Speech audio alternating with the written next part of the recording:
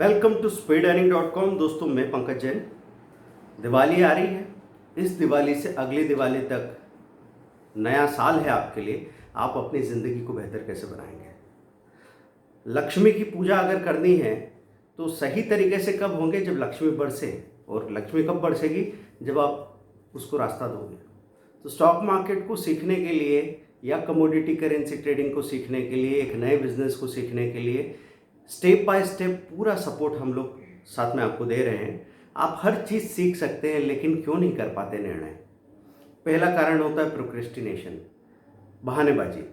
जब आदमी ये बताना चाहता है कि मैं कोई काम क्यों नहीं कर सकता, तो मैं हमेशा आपसे कहता हूँ कि कोई काम आप क्यों नहीं कर सकते, इसके 100 कारण दे के भी आपको सहानुभूति, सिंपैथी मिल सकती है। लोग कहेंगे हाँ भाई, तुम्हारी प्रॉब्लम समझ गए आपने, इसलिए इस चीज़ को नहीं किया। लेकिन अगर किसी भी तरीके से आप कर सकते हो तो फिर उसका मिलेगा आपको रिवार्ड। और सिंपैथी कभी काम नहीं आएगी, रिवार्ड काम आएगा। तो आपको सही कारणों से अगर चीज़ों की शुरुआत करनी है, प्रोक्रेस्टिनेशन को हटाना है, तो गलत सवाल पूछना बंद कीजिए। कई बार लोग ये बात करते हैं कि स्टॉक मार्केट मैंने सुना बड़ा रिस्की है, उसके लिए तो बहुत सारा पैसा चाहिए, मैं तो जॉब में बिज़ी रहता हूँ सुबह से शाम तक, मेरे पास तो टाइम भी नहीं है, और कहाँ से सीखना शुरू करूँ? मुझे तो कोई दिखता भी नहीं आसपास सिखाने वाला। तो क्या करना पड़ेगा? सबसे पहले तो टेक्नोलॉजी का इस्तेमाल करके, जब यूट्यूब पे आप स्टॉक मार्केट ट्रेनिंग क्लासेस या फ्री वीडियोस डालेंगे तो आपको बहुत सारी चीज़ें देखने, समझने को, सुनने को मिल जाएगी। फिर आप जो भी काम यहाँ पे करना चाह रहे हैं वो गलत कारण से मत कीजिए कि मैं पैसे के लिए, कब मिलेगा पैसा, जल्दी मिल जाएगा पैसा, नुकसान तो नहीं होगा। ये सब पूछने के बजाय आप ये सोचो कि एक चीज़ जो दुनिया में इतनी ज़्यादा फैली हुई है, जिसके बारे में इतनी बातें होती है, तो मैं उस चीज़ को जानता ही नहीं, क्या ये ठीक है? दुनिया की मुख्य धारा, मेन स्ट्रीम से मैं बिल्कुल दूर हूँ, तो पहले मैं उसको जानूँ तो सही। जानने के बाद चुनने की बात आएगी, तो पहले आप जानना शुरू कीजिए। जानने के बाद फिर आपको ये बात पता लगेगी, पिछले कई सालों से, मतलब ऐसा हुआ कि 25-30 की उम्र तक हमने कुछ सीखा था, उसकी वजह से हम अगले 5 साल, 10 साल, 15 साल तक उस सीखे हुए का ही कमाकर खा रहे हैं, अपनी ज़िंदगी चला रहे हैं। मतलब जो आपने सीखा, जो भी आपको नॉलेज मिला, वही आपकी पूरी ताकत बन चुका है। लेकिन उसके बाद से आपने अपने आप को नया कुछ सिखाना बंद कर दिया, अपडेट करना बंद कर दिया। और आपको पता है, आप कितनी भी फिल्में देख लें और इधर उधर कूल वाली बातें कर लें, भाई पार्टी कर लो जितनी करनी है, और जितने अफेयर हो जाए, और जितनी ट्रेवलिंग करनी है कर लो, लेकिन मेन चीज़ है नया सीखने में जो आपको मज़ा आता है, जो एक्सपांशन होता है, जो नया एक्सपीरियंस मिलता है, वो और कहीं नहीं मिल सकता। तो आप सही कारण से शुरुआत करो कि मुझे नया सीखना है।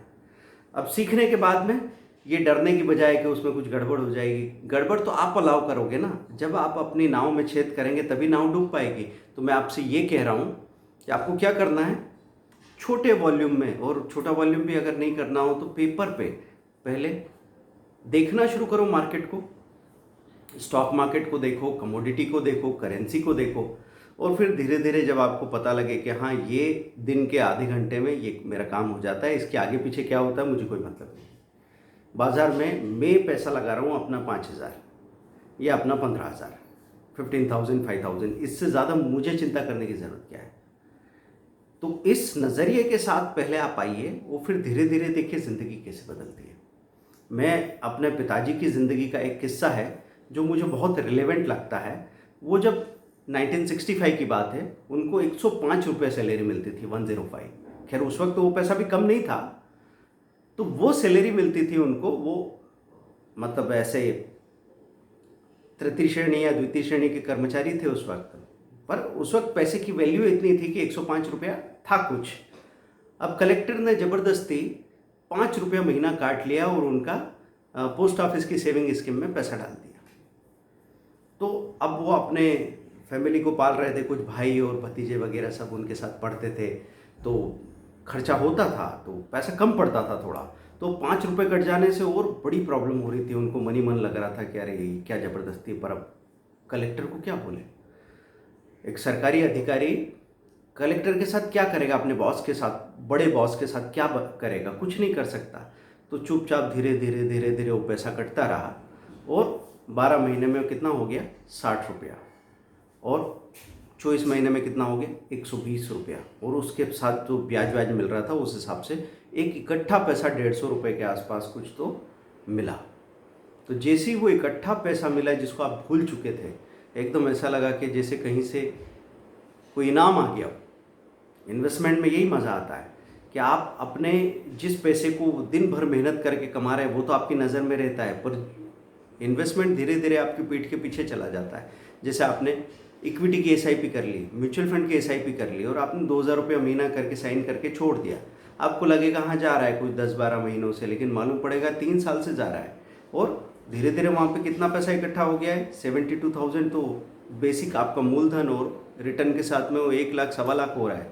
आपको मज़ा आ जाएगा, क्योंकि वो पैसा आपने याद नहीं रखा और उसके जाने से आपको कोई फ़र्क भी नहीं पड़ा।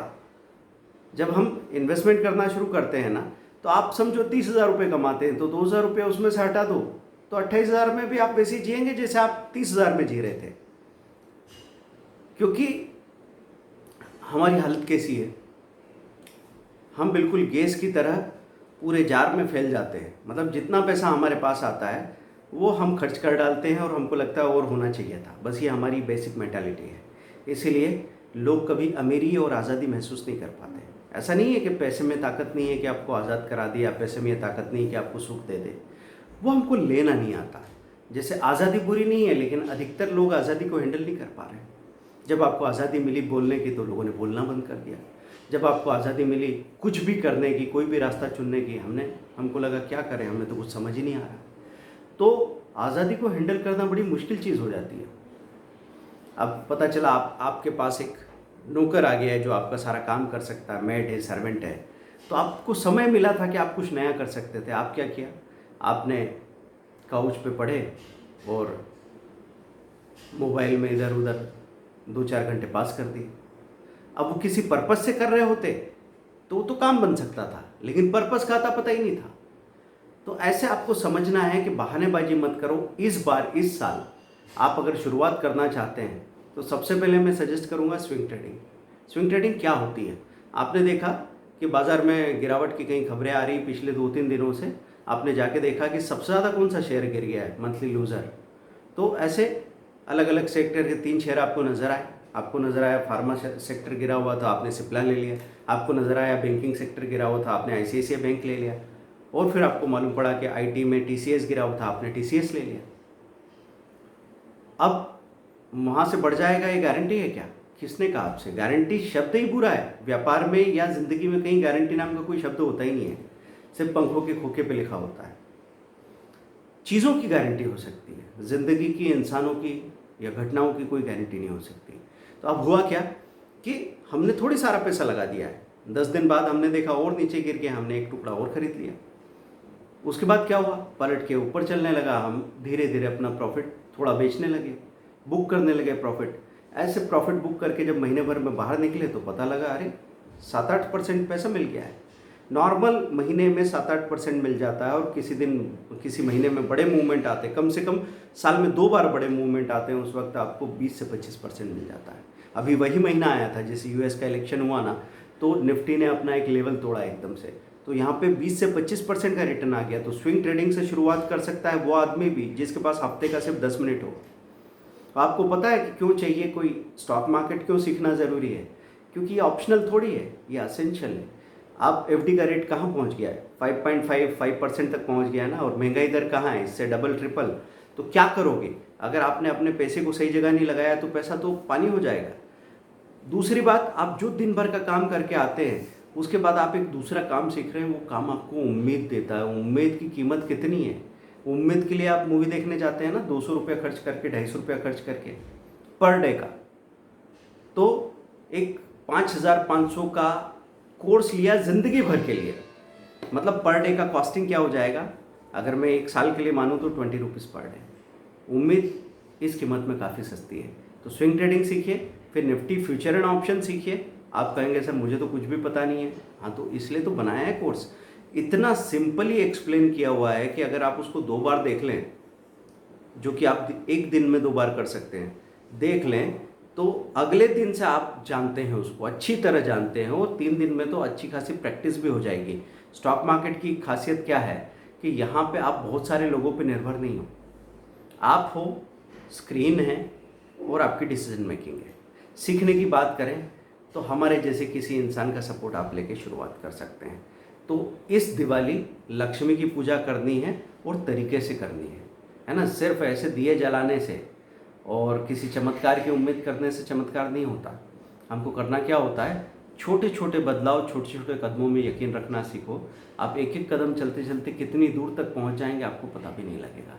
तो दोस्तों, बहानेबाजी छोड़ना है इस साल एक कोशिश तो करनी ही करनी है। स्विंग ट्रेडिंग, इंट्राडे ट्रेडिंग या निफ्टी फ्यूचर एंड ऑप्शन के कोर्स से शुरुआत कीजिए।